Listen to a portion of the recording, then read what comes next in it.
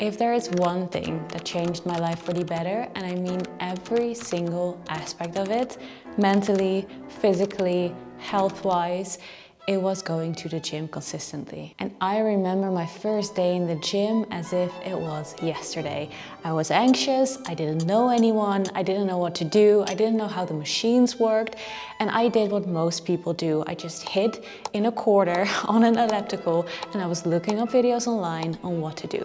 Now, luckily for me, I got a yearly subscription right away at the gym because I wanted to get the free gym bag. And so I was forced to get through this awkward phase, but it wasn't fun. And so this video is everything I wish I knew when I was getting into the gym. The video consists of two main parts. First, I'm going to walk you through 16 principles that will help you to get back into the gym and actually stay consistent.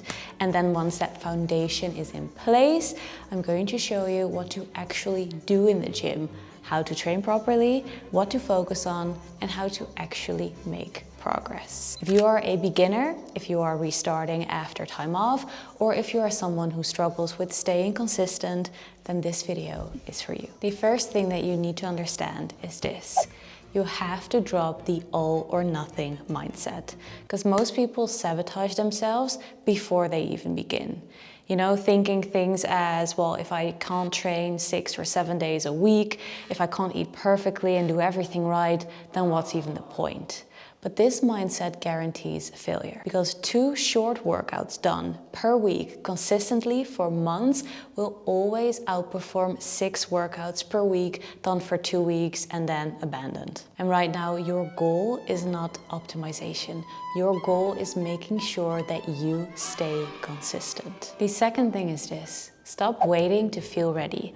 A lot of people are waiting for confidence, for motivation or energy, to show up before they even start. But that moment rarely happens. Why? Because motivation does not come before the action takes place.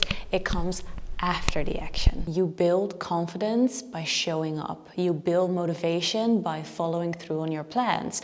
You don't need to feel ready. You just need to start very messy and then you'll figure it out along the way. Third thing is something that I also struggled with. And that is that you need to start embarrassingly easy. Because most people, they want their first week back in the gym to feel extremely intense. They want it to feel like it counted, like everything is crazy sore the day after because you put in so much effort. Just make sure that the first few weeks feel easy.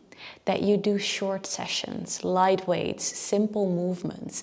Because right now, you are training your habits. You are training your brain that going to the gym is something that we do consistently, that it is sustainable for us. That habit comes before the actual progress part. So just take it easy. There's enough time to increase the intensity after a little while. The fourth thing is that you need to accept that the first month will probably feel awkward. You might feel weaker than you remember. Your coordination might feel off. You see these exercises online and people performing them, executing them perfectly, and you trying to replicate them, and then everything just feels weird. You might even feel uncomfortable in your own body. But none of that means that you are failing. This is the building or rebuilding phase. And every confident and consistent person that is in the gym right now has felt this way before. They just never quit because of it. The fifth thing is to pick a simple plan and stop overthinking. You don't need variety right now. You just need repetition. Same movements, same structure, the same schedule. Overthinking everything creates a lot of friction, and then that friction creates excuses. Simple plans are boring, and boring plans, they work. You have to separate emotion from execution. Some workouts will feel great. Most feel probably average, and then some will be absolutely terrible. But consistency means that you execute them anyways.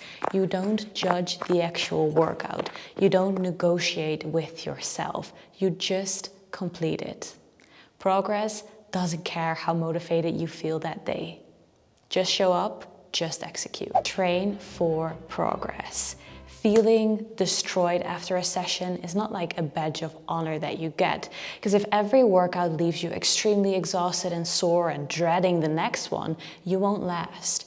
Training should feel like You did something that you can come back to tomorrow. Next up is to track progress, but do it the right way, because most beginners, they obsess over the skill. But instead, pay attention to how often you show up, to whether your weights are slowly increasing. Pay attention to how your energy feels, how your mindset is changing, because that is the actual progress that we are striving for.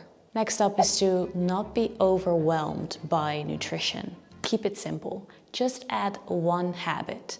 Before calories or supplements or meal timing, just focus on adding some protein to your meals, because protein improves recovery, it helps to manage hunger, and it supports muscle retention. Just one habit, you'll get a big payoff. That's all we focus on for now. Remember that progress is not linear.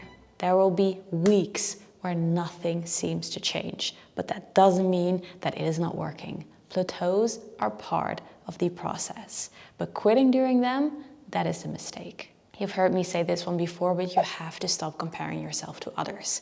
Comparison creates unnecessary pressure on yourself.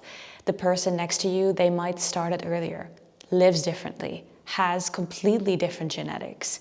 You are your own timeline. You have to focus on yourself and stay in your own lane.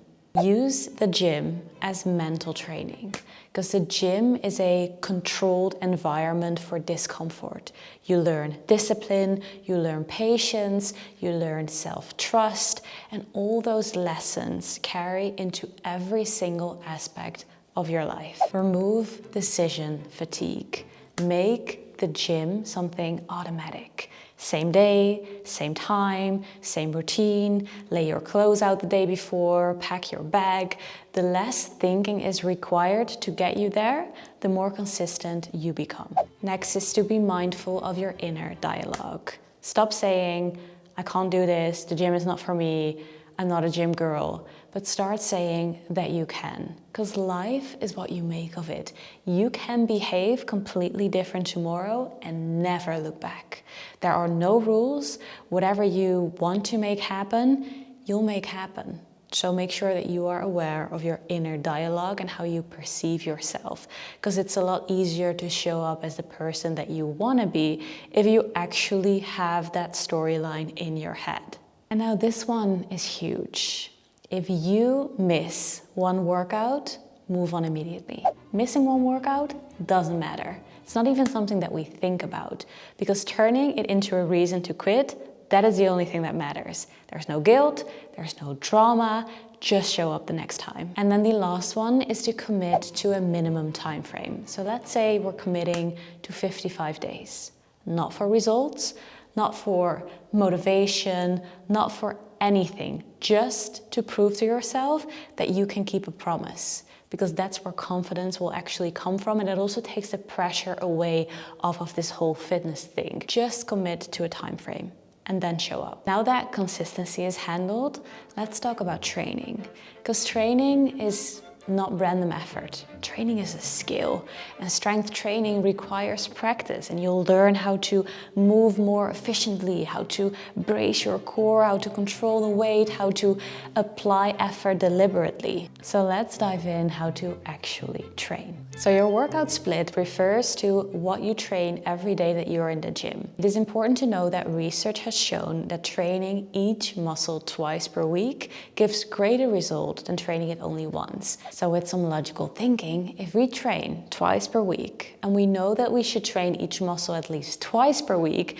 then what type of split should we do? The only answer that really makes sense is a full body split, twice per week. So if we then add, let's say, another training day, because you love training so much, then what could we do? For example, we could do a full body workout and then an upper body and a lower body day.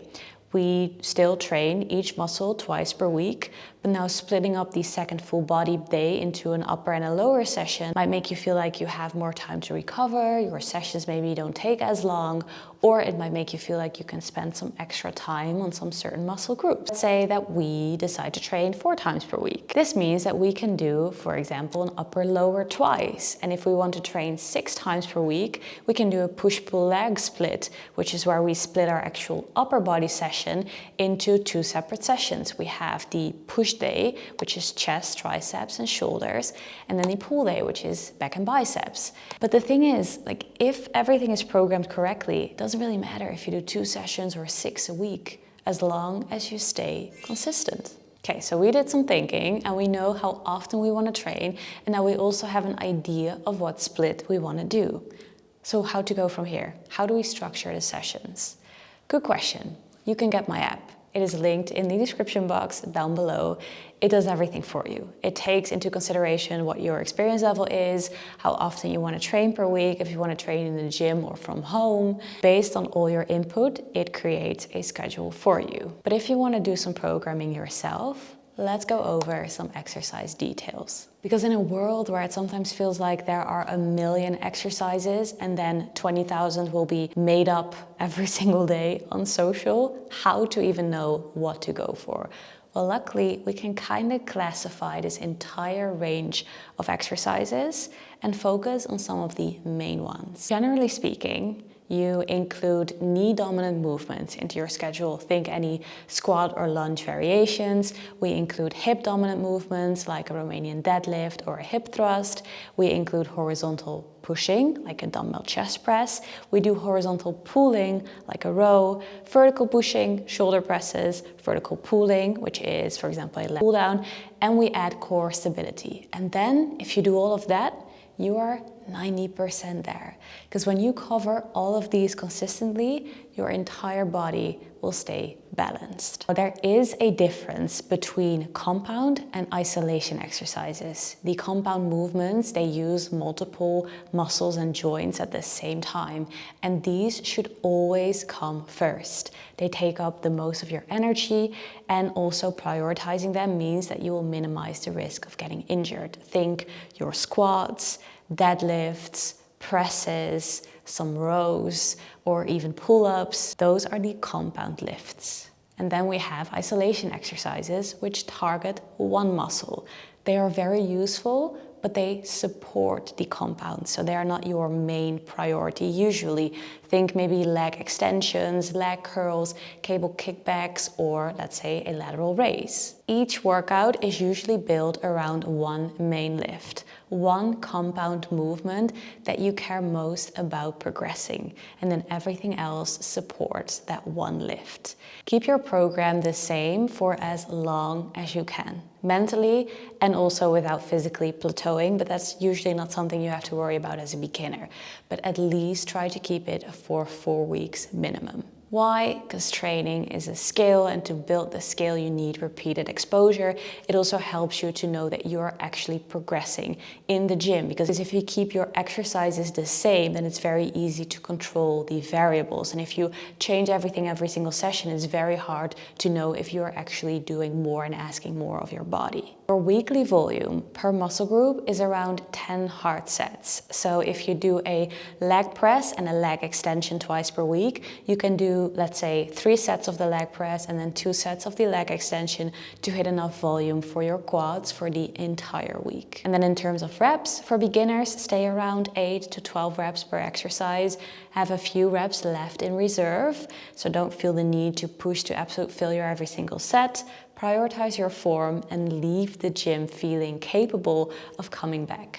I briefly talked about progressive overload a bit, but let's go into it a little bit more, because progressive overload means that you keep increasing the training stimulus over time, which gives your body a reason to keep adapting to the training.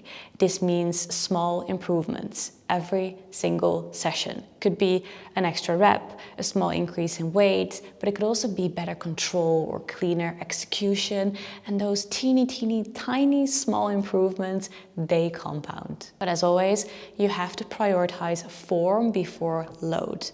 Because training, again, it's a skill. You need to practice and practice and practice, and your joints, they need to become stronger, and your stabilizing muscles need to adapt to the work capacity. There's so much happening, even things that you cannot see. Prioritize your form.